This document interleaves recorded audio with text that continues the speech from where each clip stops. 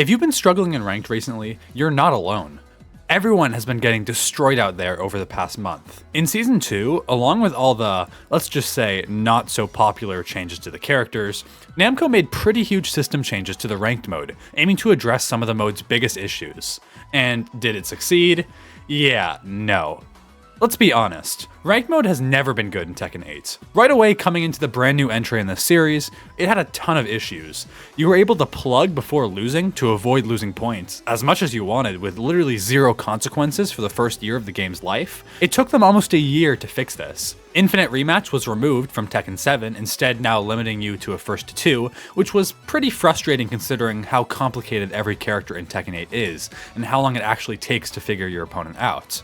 By the time you had some idea of what they were doing, the set was over, and then you just repeat the cycle over and over. This already sucked, but there was way more than that. Since day one, I have never understood the point system in this game. For some reason, you would lose the same amount of points for losing to someone who is 3 ranks higher than you, but would lose less points for losing to someone who is 3 ranks lower. I've played a lot of ranked games in my life, and I've never seen a ranked system do this. There was also the issue of after you demoted, your next win would gain you like 3 times the amount of points as normal, meaning if you were pretty low in your respective rank, it would actually be optimal to throw the next couple games, get demoted on purpose, and then win the game after that for a huge point bonus. Coming into Season 2, the developers quietly announced some new changes to the mode in the Tekken Talk. They revealed 8 new ranks, if you can even call these new ranks, aiming to re-incentivize high-level players to keep playing after reaching God of Destruction. This was a much needed change. Myself and many others I know completely stopped playing ranked altogether after reaching God of Destruction. I mean, why would I keep playing ranked when there's nothing else to achieve, and ranked is about 90 more times stressful than quick play? This was a good change, in theory. Season 2 also saw a ranked reset, and this is where the major issues start showing up. Everyone was sent back a couple ranks based on their highest rank in Season 1. Okay, sounds fair enough, right? If you were God of Destruction, now you'll be Tekken King. But here's the problem. If you were a God of Destruction player, only one of your characters would get sent to Tekken King. Only one.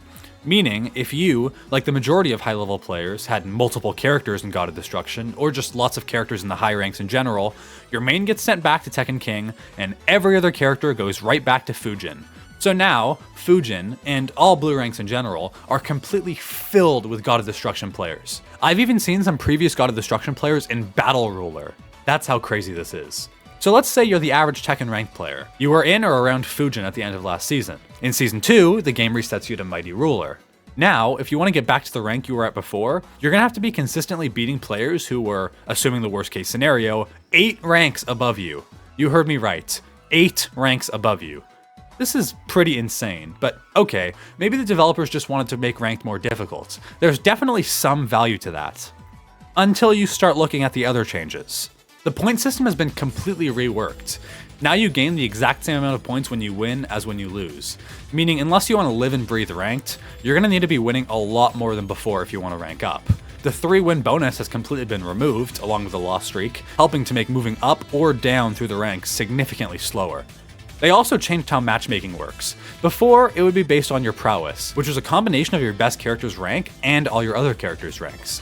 Meaning, if you were, let's say, a Tekken King player who only ever played one character, the game could match you up with a Raijin player who has multiple characters at that rank instead of just their main. This was definitely flawed, but in my opinion, there was at least some merit to this. Who's to say that a player who has one character in Tekken King is better than a player who can play lots of different characters at a Raijin level? In Season 2, the prowess matchmaking has been removed, and the game simply looks for ranked matches based on the highest ranked character you have. This was almost certainly done to alleviate the issue I mentioned earlier, with previous God of Destruction players having their secondaries in Fujin. Theoretically, the game should try and match them up with other players like them, rather than the actual Fujin players.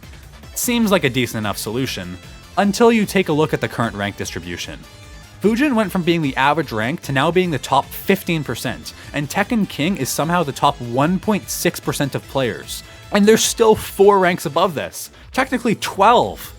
This combined with an at least decently substantial amount of players opting to not play ranked or play the game at all until the horrible Season 2 changes are fixed, and you can understand why, right now in ranked, it is a wasteland.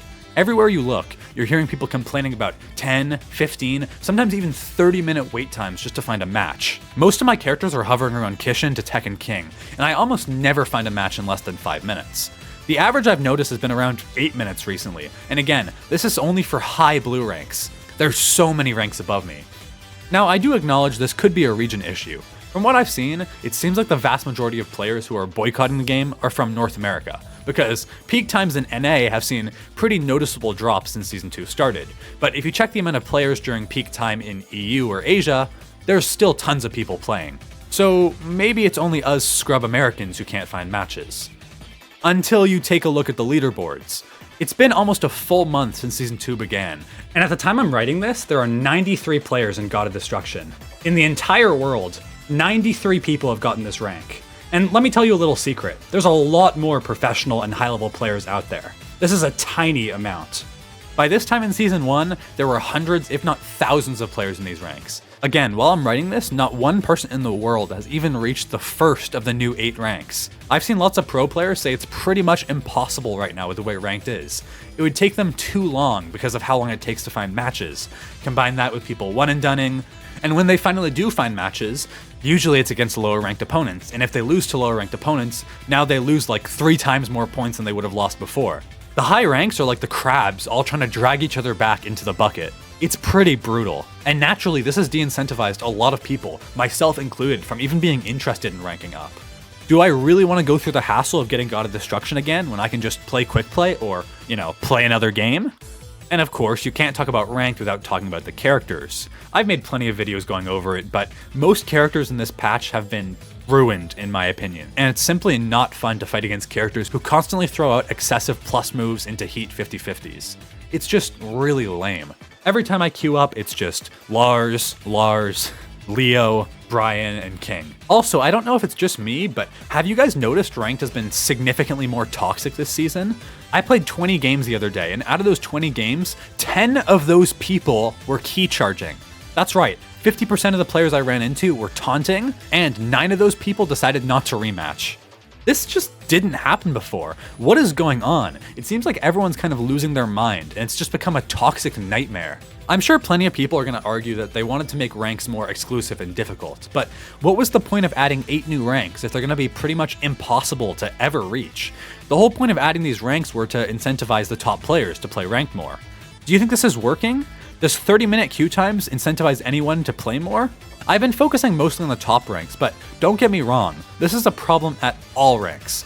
Everyone is suffering here, and the rank changes, combined with Season 2's balance direction, means that ranked is somehow significantly worse than it was in Season 1. If you guys still have any interest in playing Tekken 8, I highly recommend not playing ranked until the May patch. I always say it, but more people need to play quick play. It really is a great experience. Most people in there seem to be willing to rematch quite a lot. And this is the best way to actually learn matchups and learn how to adapt on the fly. It's a lot more chill too.